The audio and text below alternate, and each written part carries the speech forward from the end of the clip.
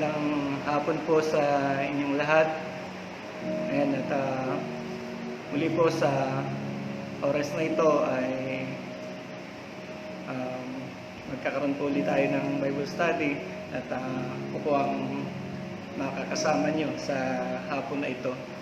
Ayan, at bago po tayo magpatuloy sa pag-aaral ng o pag-share ng salita ng Diyos, ay gusto kong samahan niyo po muna ako sandali sa isang panalangin. Sige po tayo pa yung mukhang manalangin. Panginoon, sa hapon na ito, kami pinagpapasalamat na meron muli kaming pagkakataon, O God, upang makapagbahagi. At dalayan ko po, Panginoon, na sa bawat isang makikinig, O Diyos, dalayan ko, O God, manonood, ay kamtan nawa po, Panginoon, ang iyong mensahe na Lord, na mahayag sa hapon na ito. At bilang yung lingkod, O God, nagagamitin, dalayan ko, O Diyos, na gamitin mo po akong daluyan, O God, ng iyong pong badal na salita. Dalayan ko po, Panginoon, na marapatin mo na ang mga labing ito, O God, ay maging daluyan ng iyong mga kapahayagan sa araw na ito. Kaya Lord, hiniwala po namin ito sa iyo sa pangalan ng Panginoong Jesus. Amen. Amen. So, praise the Lord. Ayan po, yung pong nung Sunday na si Pastor Boy po ay nagbabahagi na nag-share po siya online, ay ibinabahagi niya po yung patungkol doon sa offense. At isa pong napakinggan ko nga sa kanya, kagaya ng mga ibon na parang hindi na lumipad kasi walang predator, walang ahas, walang anuman na nangingialam sa kanila. Ngayon, hindi na sila, na-relax na lang sila. Hindi na sila hindi na nila ginamit yung pakpak nila para lumipad. At sa pagkakataong yun po, ay naalala ko yung mga nakaraan po dito sa bayan ng Mauban na for the past 3 or 4 months po ay wala pong nag-positive sa COVID. Ngayon, nung time na yun, masaya kami kasi walang nagpa-positive mula po nung mag-lockdown ng March hanggang nag-June. At halos kalagatian na ng July. Alam niyo po, nung una, kapag po nagpo-post yung Mauban News na yung sa araw na yon hanggang wala pa rin, walang case, walang COVID case.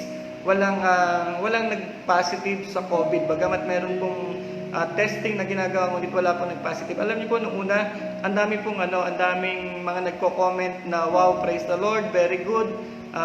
Kumbaga, andun yung mga papuri, andun yung mga prayers.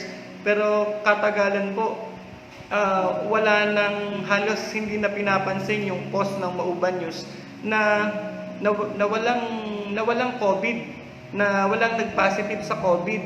Alam niyo po, kami man po ay nakalulungkot, pero masabi pong guilty rin kami doon dahil sapagkat nung una po na nabalita yung COVID, andun po lagi yung prayer, andun lagi na every time na magpe-pray, kasama sa prayer na Lord, ingatan mo po yung aming bayan, ingatan niyo po na walang maapektuhan, walang mag-positive sa COVID. Pero ayun po, sa katagalan at andun yung marami na proud talaga na walang COVID case. Dumating po yung time na na-relax na. At sabi po na nung time na yon nakakalungkot dahil nung pong dumating yung I think July 25 po yun, nagkaroon po kami ng unang kaso ng COVID-19 positive.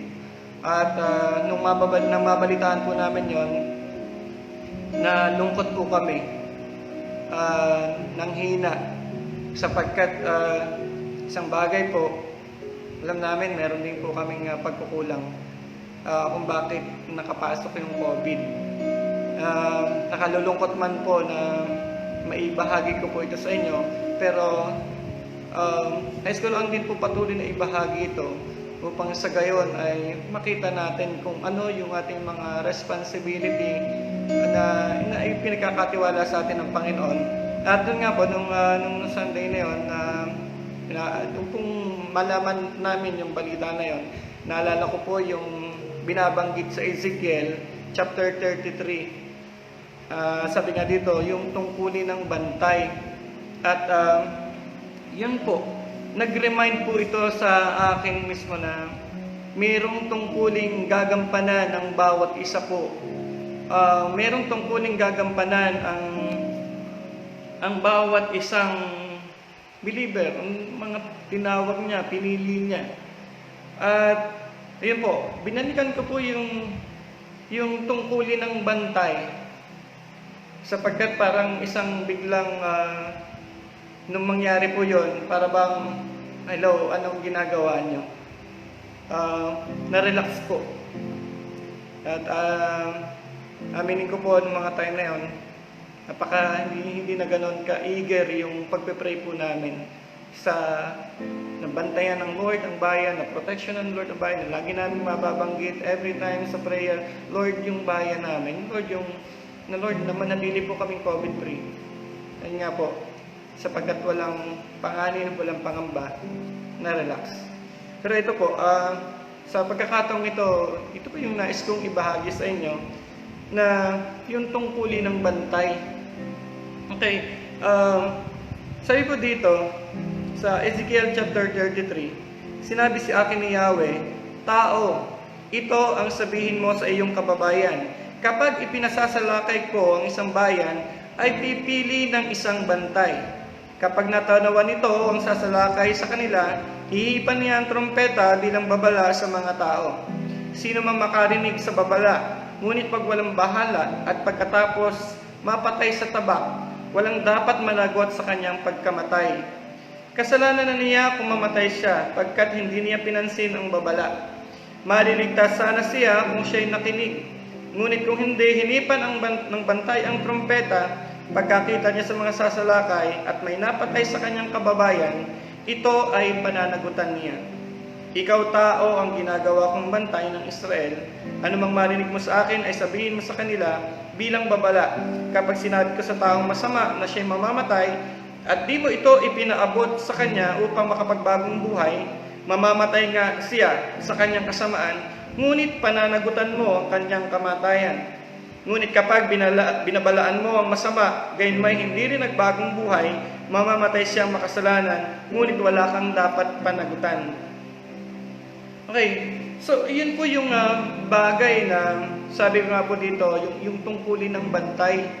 At ang Lord po ay nagtatalaga siya. Masabi po dito sa verse 2, sabi niya, tao, ito ang sabihin mo sa iyong kababayan. Kapag ipinasalakay ko ang isang bayan, siya ay pipili ng isang bantay.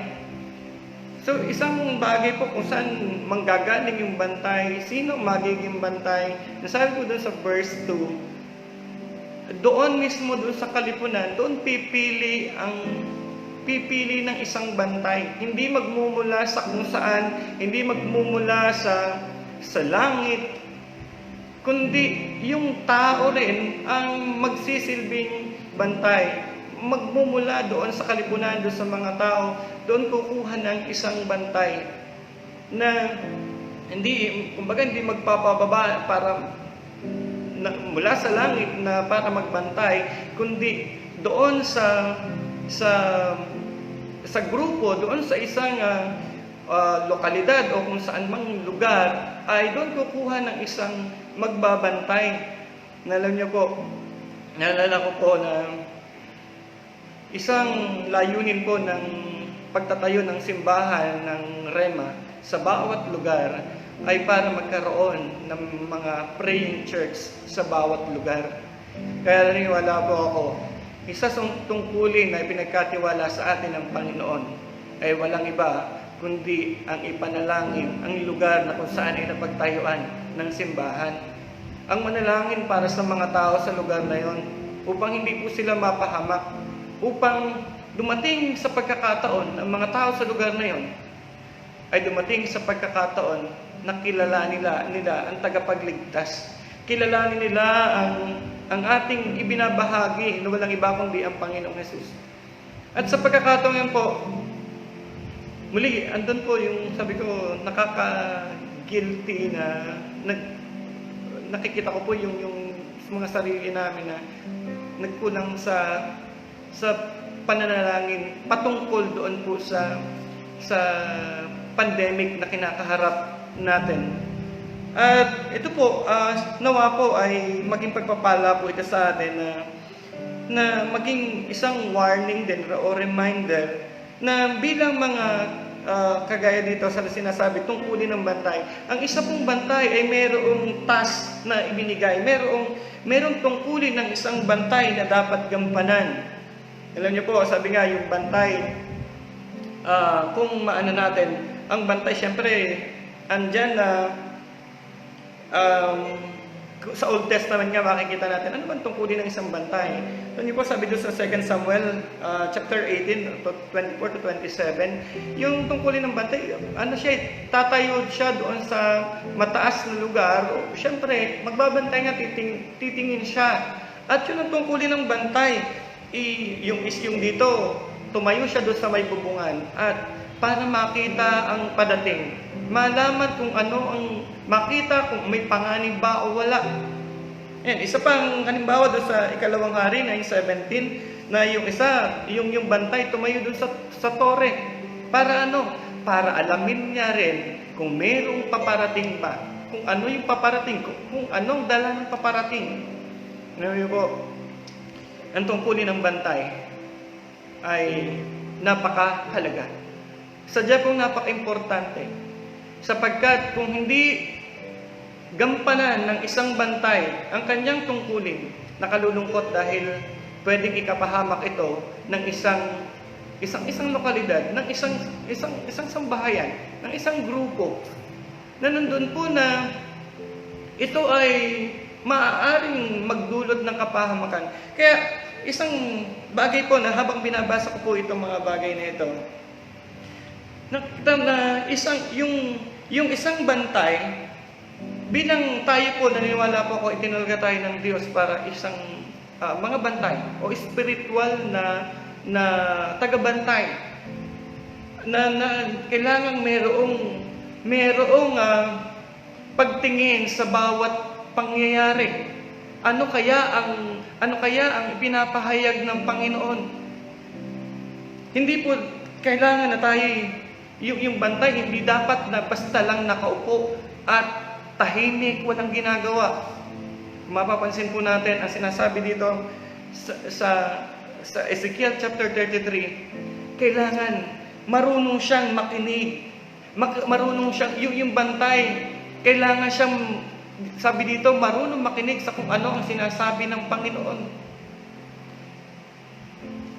Spiritually sensitive siya kung ano ang sinasabi ng Panginoon. Hindi maaari na yung bantay, hindi niya alam kung ano yung sinasabi. Kailangan aware siya sa kung ano nangyayari sa kanyang paligid. So bilang isang bantay, napakahalaga ng tungkuling ipinagkatiwala ng Panginoon. Kaya dapat lamang na, kumbaga yung isang bantay, sabi nga trustworthy dapat, mapagkakatiwalaan. Mapagkakatiwalaan yung isang bantay, and at the same time, kaya niyang mapakinggan kung ano ang sinasabi ng Panginoon. Kaya niyang alamin kung ano ang sinasabi ng Lord. At isa pa na makikita natin para maging epektibo yung bantay. Hindi lamang siya ay nandoon na handang makinig at malaman ang sinasabi, ang kailangan ibalita, ang kailangan sabihin. Isa pang bagay, kailangan matapang siya na ipahayag kung ano ang pinapasabi ng Panginoon. Sapagkat Nakadepende sa Kanya ang kaligtasan, nakadepende sa Kanyang sasabihin ang ipagbabago ng isang tao, nakadepende sa Kanya ang magiging reaksyon ng isang tao na maaaring nandoon sa kalagayan. Sabi nga dito, sabi niya, sino man makarinig sa babala, ngunit magwalang bahala at pagkatapos mapatay sa tabak, walang dapat managot sa kanyang pagkamatay. Kasalanan na niya kung mamatay siya pagkat hindi niya pinansin ang babala. Maliligtas sana siya kung siya'y nakinig, ngunit kung hindi hinipan ng bantay ang trumpeta, pagkakita niya sa mga sasalakay at may napatay sa kanyang kababayan, ito'y pananagutan niya. So, bagay po na masabi po natin napaka-importante ng tungkulin ng isang bantay. At nung time na yun po, naalala ko, sabi ko, nag-sorry po. Ako mismo, nag-sorry po ako sa Lord. Sapagkat nararamdaman ko po, alam ko po sa aking sarili, meron po akong nagawang pagkukulang. At iyon ay ang pagkukulang doon sa pananalangin para po sa aming pong bayan. Alam niyo po, sa pagkakataon na yun, nagkaroon ng isa, July 25 yun. Tapos mga 29, ay ito na, dumagdag, naging 13, at hanggang sa dumating po ito sa nag-20 na agad. Ang bilis po ng pangyayari. Umabot agad ng from 0 sa loob ng ilang buwan.